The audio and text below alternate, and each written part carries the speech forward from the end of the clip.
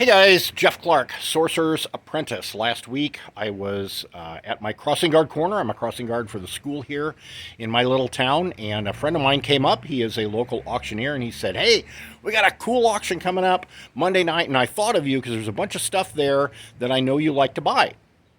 Now that's your first lesson of this video, okay? Tell people what you do. Oh my gosh, I can't tell you how many times people come up to me and say, "Hey, I've got stuff," or "Do you want to sell this for me?" or "Do you just want this? I'll give it to you. I know you're going to sell it." Like they just know it. And this is not the first time that this auctioneer has come up to me at my corner and given me a flyer or told me about a sale coming up. That puts money in my pocket. So I went to the auction last night, and he was not kidding. I couldn't fit everything in my van. I had to make 2 trips to bring it all home. So I've got some cool stuff to show you. I've got some great lessons to teach you, and I'm going to make a lot of money. You ready? All right. So first of all, I got a couple tools. I got this Mastercraft jigsaw, vintage looking thing. Sales on eBay look pretty crappy, so I might just keep that. I could use a new jigsaw. Sometimes it's not about making a sale. Sometimes you just buy stuff for yourself.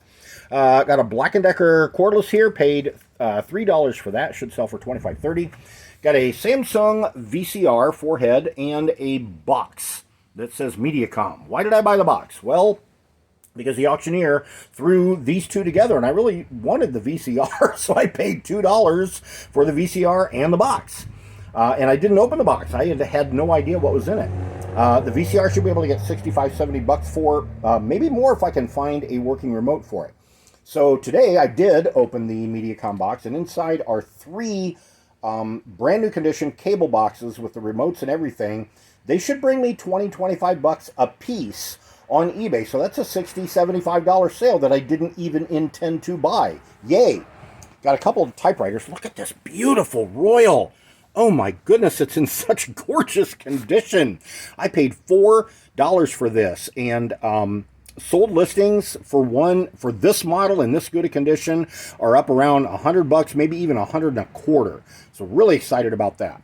The other one back here is a Smith Corona word processor. Lots of solds on eBay in the $65, $70 range. On Amazon, the lowest price, there is an Amazon listing, lowest price right now is $175. So I might list it for $150 on Amazon. So there's your second lesson. I buy a lot of this stuff, and I'm thinking eBay, but don't forget, look on Amazon, even for old vintage stuff like this. A lot of times you'll get a lot better prices there.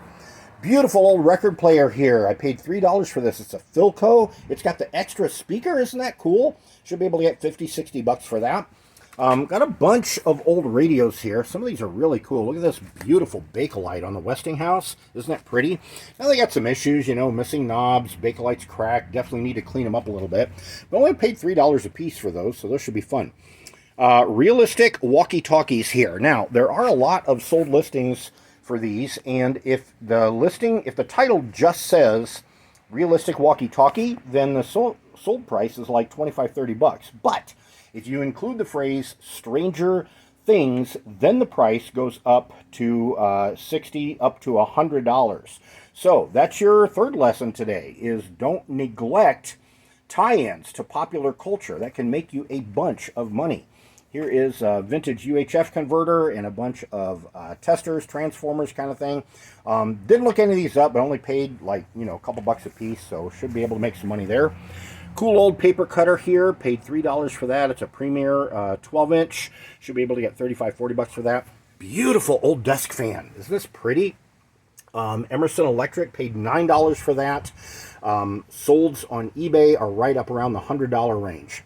This back here is called a super fan. I've never heard of it, but apparently it's pretty popular because solds on eBay are around $70 to $80, and I only paid $3. Also paid $3 for this nice box fan back here, and solds for this is a Monarch Air. Solds for this are in the $60 to $80 range. Also paid $30 for all the records. Now, they had records in stacks. They know that people love records, and so I waited for people to buy the stacks they wanted, and then they just threw everything else together and said, okay, you're buying them all. And I just bought all these for $30 because I don't care about specific records. I'm here to make money, and I make money when I keep my buy cost low.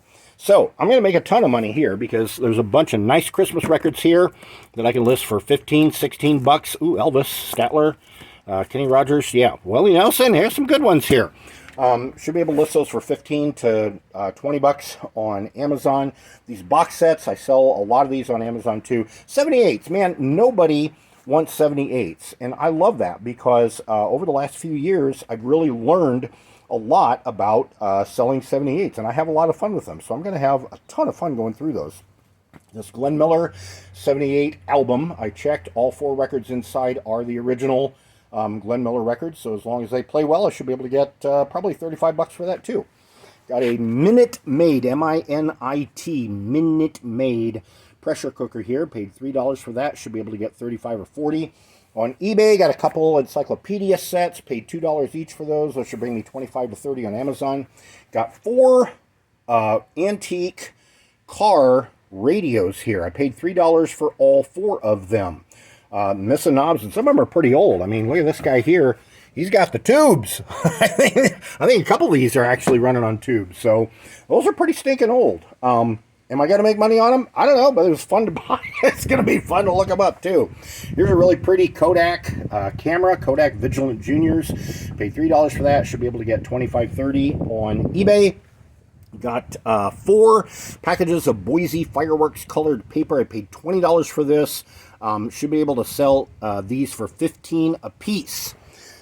Paid $12 for all of these boxes of books and magazines. Now, the magazines, I looked these up. I don't think those will sell very well. Those might just go to the trash.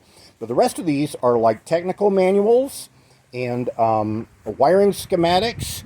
And some of these are old catalogs, but it's for like old TVs and radios. So apparently the guy we did this auction for, well, he passed on, but apparently he was like an electronic technician, you know, because he had a bunch of this stuff. So these are going to be a lot of fun to go through.